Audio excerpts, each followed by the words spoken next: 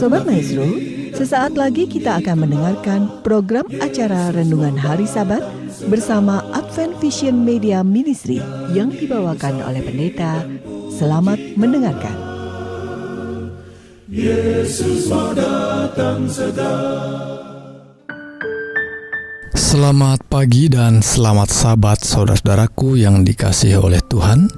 Salam sejahtera bagi seluruh pendengar Maestro yang kami kasihi.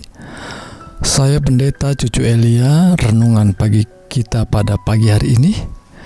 Saya beri judul Kerajaan Penipu, yang saya landaskan pada pasal dari kitab Nabi Daniel pasal 8, seluruh pasal, khususnya pada ayat yang ke-23. Dan sebelumnya saudaraku, mari kita akan berdoa. Ya Allah, Bapa yang penuh kasih, kami memohon tuntunan Roh Kudus. Ketika kami membaca dan menyelidiki firman Tuhan, dan kami merenungkannya, kiranya kami boleh semakin memahami, dan kami boleh menghidupkan nasihat-nasihat firman Tuhan untuk menjadi sukacita bagi kami dan bawa hormat bagi Tuhan. Dalam nama Yesus Kristus kami berdoa dan mengucap syukur. Amin. Baik saudaraku sekalian, di dalam Daniel pasal 8 ayat yang ke-23 dikatakan demikian. Dan pada akhir kerajaan mereka, apabila orang-orang fasik telah penuh kejahatannya, maka akan muncul seorang raja dengan muka yang garang dan yang pandai menipu. Saudaraku yang dikasihi oleh Tuhan, di zaman modern kita ini, di mana kita hidup dengan berbagai media yang kita gunakan, seringkali terjadi berbagai usaha penipuan. Ya, khususnya melalui media sosial, orang bisa melakukan berbagai usaha penipuan. Dan bahkan ini menjadi satu pekerjaan yang mungkin membawa hasil yang luar biasa. Dan tentu korbannya begitu banyak. Saudaraku dikasihi oleh Tuhan, mungkin beberapa di antara kita pernah mengalami terkena tipu daya orang lain. Mungkin kerugiannya mencapai 1 juta, 2 juta, 3 juta, bahkan mungkin puluhan, bahkan ratusan juta. Dan bagaimana kalau kita mengalami hal itu? Tentu satu pencobaan yang berat yang kita alami. Dan saudaraku yang dikasihi Tuhan, apa yang saya bicarakan di sini bukan soal penipuan dalam kegiatan bisnis, sekalipun itu tentu membawa kerugian dan membawa kekhawatiran dan ketakutan bagi kita. Tetapi yang kita bicarakan adalah penipuan yang dilakukan oleh seorang pemimpin agama, seorang yang melakukannya sehingga segala sesuatu yang dikatakan bisa membawa keberhasilan.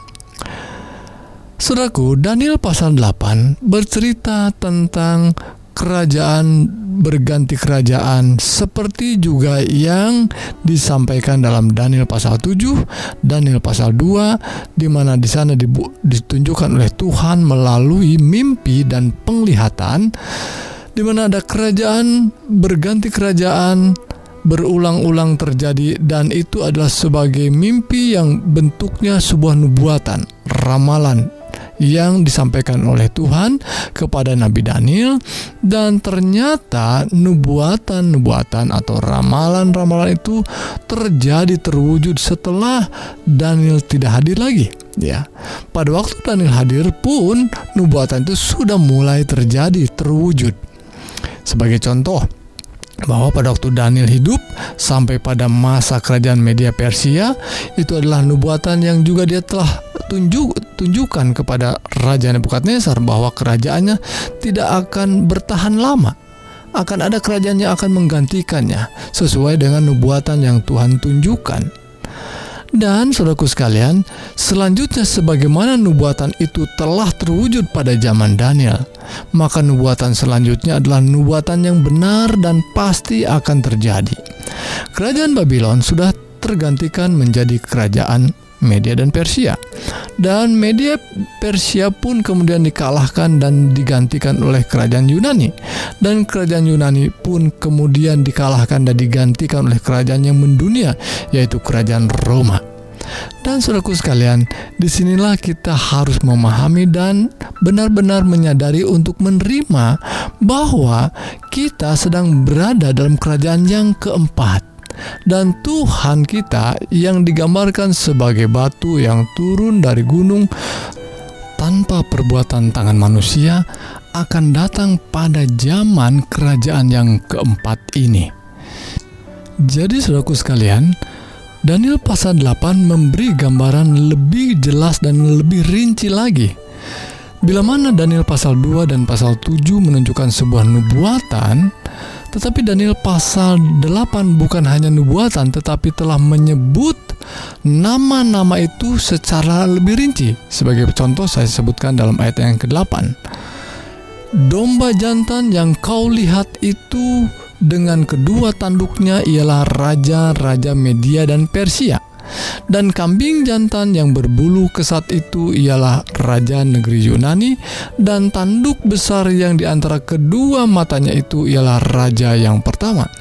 Jadi saudaraku sekalian, dalam Daniel pasal 8 telah disebutkan nama negaranya, nama bangsanya yang akan menjadi pengganti selanjutnya dan selanjutnya.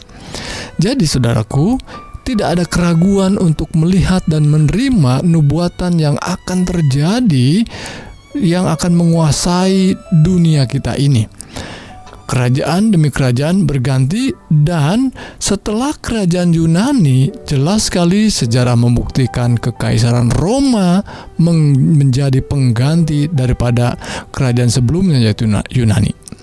Namun saudaraku sekalian, kekaisaran Roma tentu sekarang tidak ada. Itu sebabnya kita melihat dengan jelas bahwa gereja telah menjadi penerus, menjadi pengganti dari kekuasaan Roma yang sudah berakhir. Dan artinya ketika Tuhan datang pada waktu kedatangannya yang kedua kali, itu terjadi pada kerajaan yang penerus kerajaan yang keempat itu, yakni sesungguhnya pada zaman gereja, karena gerejalah yang meneruskan kekuasaan kekaisaran Roma. Dan saudaraku sekalian, di sini ditunjukkan kepada kita, ya, melalui Daniel pasal 8 ada gambaran kerajaan yang menggunakan lambang domba jantan dan kambing jantan. Saudara bisa melihat lebih jelas, lebih rinci dengan membaca pasal 8 dari kitab Daniel ini untuk mendapatkan gambaran yang lebih rinci. Tetapi apa yang saya ingin bagikan pada sahabat pagi ini adalah bahwa kerajaan yang keempat itu yang meneruskan kerajaan Yunani adalah kekuasaan yang digambarkan dalam ayat yang ke-23 yang tadi sudah saya baca. Dan pada akhir kerajaan mereka, apabila orang-orang fasik telah penuh kejahatannya, maka akan muncul seorang raja dengan muka yang garang dan yang pandai menipu. Saudaraku, di sini diberikan dua gambaran, dan memang ada dua kerajaan di dalamnya. Pertama adalah kerajaan yang diawali dengan kerajaan yang garang, ya, di mana itu adalah kekuasaan Roma, kekaisaran Roma kafir, yang kemudian diteruskan oleh gereja yang pada akhirnya, ya, gereja yang tadinya adalah umat Tuhan yang harus menjadi penerus kebenaran, tetapi menjadi seorang atau lembaga yang pandai menipu. Mengapa demikian? Disebutnya, kita mundur kepada ayat yang ke-12, disebutkan demikian. Suatu kebaktian diadakan secara fasik, menggantikan korban sehari-hari. Kebenaran dihempaskannya ke bumi, dan apapun yang dibuatnya semuanya berhasil. Ayat ini, saudaraku, ditunjukkan pada kita bahwa penerus daripada kerajaan itu, di mana gereja yang harus menjadi bahagian umat Tuhan yang akan meninggikan kebenaran, tetapi justru kebenaran dihempaskan. Dan korban sehari-hari yang harusnya merujuk kepada Yesus Kristus tetapi digantikan dengan kebaktian fasik, artinya menggantikan yang mana orang harus diarahkan kepada Yesus Kristus, tetapi malah ditujukan kepada pribadi-pribadi manusia, dialihkan kepada hal-hal lahiriah, kepada pertunjukan lahiriah saja, di mana orang bisa mencari keselamatan, mencari pengampunan dosa melalui hal-hal lahiriah, mungkin dengan membayar persembahan-persembahan, membayar dengan korban-korban tertentu. Ada banyak agama melakukan hal itu, tetapi justru kemudian gereja juga melakukan hal yang sama dengan pertunjukan-pertunjukan ibadah-ibadah yang digambarkan dalam ayat ini sebagai ibadah secara fasik yang menggantikan korban sehari-hari yang harusnya ditujukan kepada Tuhan kita Yesus Kristus yang dilambangkan oleh korban-korban itu. Namun saudaraku sekalian, penipuan seperti ini menurut ayat ini dikatakan semua yang dibuatnya berhasil. Sekali lagi disebutkan dalam ayat yang lain, ayat yang ke-25, dan oleh karena akalnya penipuan yang dilakukannya akan berhasil. Ia akan membesarkan dirinya dalam hatinya, dan dengan tak disangka-sangka banyak orang akan dibinasakannya. Juga ia akan bangkit melawan raja segala raja. Artinya kata ini atau frase ini adalah frase yang ditujukan kepada Tuhan kita Yesus Kristus. Dan kekuasaan gereja pada akhirnya bukan meninggikan Tuhan, tetapi justru melawan Yesus, melawan Tuhan kita dengan cara ibadah-ibadah fasik tadi yang dihadirkan dalam gereja, yang membuat orang terpesona, yang membuat orang mencari kebenaran dan pengampunan secara lahiriah saja. Pada sesungguhnya kita harus arahkan kepada Tuhan kita Yesus Kristus yang adalah sumber pengampunan dosa, karena hanya oleh karyanya di kayu salib saja, pengorbanannya, kematiannya di kayu salib, itulah cara satu-satunya kita beroleh pengampunan dosa dan penebusan. Baik saudaraku sekalian, maka kita melihat bahwa Daniel pasal 8, selain kita mau melihat bahwa ada nubuatan, ramalan di mana kerajaan berganti kerajaan, tetapi kita harus lebih fokus pada kerajaan yang terakhir, karena kita berada di akhir zaman, kita berada di hujung zaman di mana kita akan berhadapan dengan satu event besar, satu peristiwa besar di mana Yesus akan datang ke dunia ini kembali dan menjemput mereka yang setia di dalam kebenaran. Tetapi justru pada masa seperti itulah, pada masa yang kini kita hadapi ini, ada banyak usaha-usaha yang menipu, yang keluar dan menyimpang dari kebenaran firman Tuhan. Selanjutnya saudaraku sekalian, ayat yang ke-26 dikatakan, adapun penglihatan tentang petang dan pagi itu, apa yang dikatakan tentang itu adalah benar, tetapi engkau sembunyikanlah penglihatan itu, sebab hal itu mengenai masa depan yang masih jauh.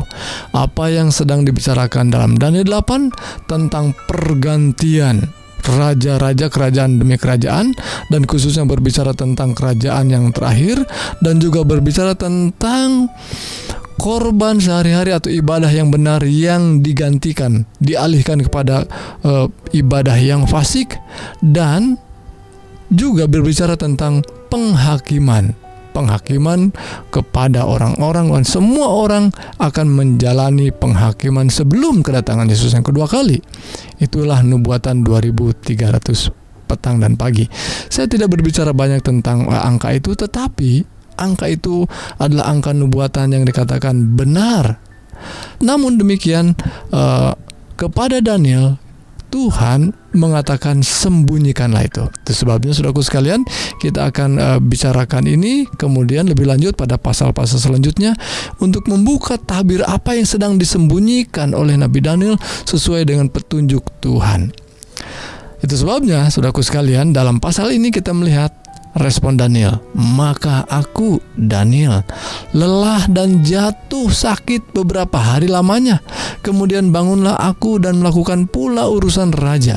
Dan aku tercengang-cengang tentang penglihatan itu, tetapi tidak memahaminya. Saat itu Nabi Daniel belum memahaminya, dan memang Tuhan belum membukakannya. Sehingga kita akan melihat nanti dalam pasal yang terakhir kitab Daniel bahwa Tuhan akan membukanya di akhir zaman. Namun yang harus kita waspadai sekarang adalah bahwa dalam Daniel pasal 8 khususnya yang kita bicarakan pada pagi Sabat ini adalah adanya kuasa yang akan menipu. Saudaraku sekalian, bila mana kita hidup di zaman modern ini dengan berbagai usaha orang-orang untuk menipu, untuk mencari keuntungan dari kita, maka Kalau kita tidak ingin tertipu, maka kita harus mengetahui mana sesungguhnya yang benar. Kalau kita ingin tidak kena tipu, kita harus mengetahui mana cara yang benar. Saudaraku, di zaman online sekarang ini, banyak orang berusaha menipu dengan cara-cara menggunakan media sosial, menggunakan website yang isinya adalah isi kosong sesungguhnya, ya, menggunakan gambar orang lain, ya, mungkin menggunakan iklan-iklan orang lain, tetapi dia tidak menjual apapun sesungguhnya. Dia hanya menjual gambar-gambar orang lain yang kemudian ketika orang membeli tidak diberikan apa yang dibelinya. Jadi saudaraku sekalian, mudah sekali orang berusaha untuk mencari keuntungan dengan cara menipu. Nah, itu sebabnya saudaraku, dalam hal rohani pun, ketika kita ingin tidak tertipu dengan ibadah-ibadah yang fasik dikatakan tadi, maka kita harus mengetahui yang benar melalui melihat lebih dalam, membaca firman Tuhan, dan bukan kata orang lain, tetapi apa yang dikatakan oleh firman Tuhan, sehingga kita tidak mudah tertipu oleh pengajaran yang bisa membawa kejatuhan oleh karena penipuan. Saudaraku, saya ingin memberikan contoh beberapa di mana orang bisa saja tertipu dan menyerahkan hidupnya oleh karena penipuan mereka.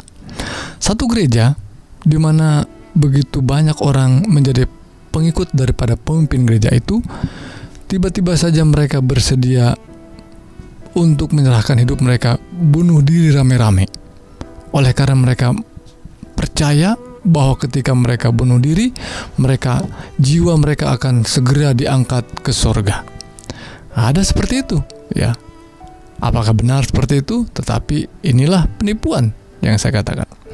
Ada juga di satu gereja kita menemukan bahwa kita sedang menunggu pengangkatan ke surga karena Tuhan akan datang pada hari yang ditentukan, dan orang rame-rame dari berbagai daerah berkumpul menyanyi berjam-jam dan sampai lelah, dan mereka menunggu bahwa pada hari itu mereka akan diangkat ke surga. Dan pada hari itu memang pada akhirnya mereka diangkat ke truk oleh polisi oleh karena mereka perlu diamankan. Jadi masih banyak lagi penipuan-penipuan model seperti ini. Sebagai contoh lain, boleh jadi orang datang untuk beroleh penyucian, pengampunan dosa dengan membayarkan sejumlah uang, ya. Dan ini terjadi di luar gereja, denominasi gereja agama lain. Tetapi juga di gereja terjadi seperti ini. Saudaraku sekalian, apakah kita tertarik untuk mengikutinya? Apakah kita tertarik untuk mempercayainya model seperti ini? Baca, renungkan, pelajari firman Tuhan.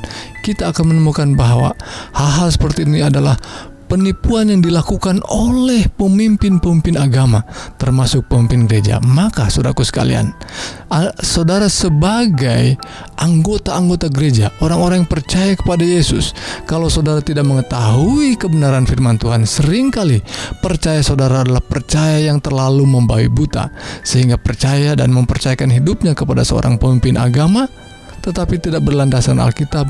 Seringkali saudara hanya menjadi korban saja. Itu sebabnya mari saudaraku sekalian, pada hari ini, pagi ini saya ingin kita lebih lagi memahami di mana kita berada, apa yang kita pahami, dan jangan sampai kita terbabit oleh penipuan-penipuan yang dilakukan oleh para pemimpin agama. Doa kami kiranya Tuhan menolong dan membantu kita untuk memahami kehidupan kita sehingga kita berada dalam kebenaran. Tuhan Yesus memberkati kita. Mari kita akan berdoa. Ya Allah, Bapa yang penuh kasih, kami ucap syukur untuk berkat firman Tuhan. Kami ucap syukur untuk tuntunan Roh Kudus, untuk kami boleh memahami bahwa ada nubuatan yang begitu jelas, bahwa di akhir zaman ada banyak upaya-upaya penipuan bahkan di dalam kehidupan rohani, dalam kehidupan gereja ini. Tuhan, inilah doa kami, inilah permohonan kami, inilah ucapan syukur kami. Pagi ini kami mohon sekali lagi tuntunan Roh Kudus. Di dalam nama Yesus Kristus kami berdoa dan memohonkan. Amin.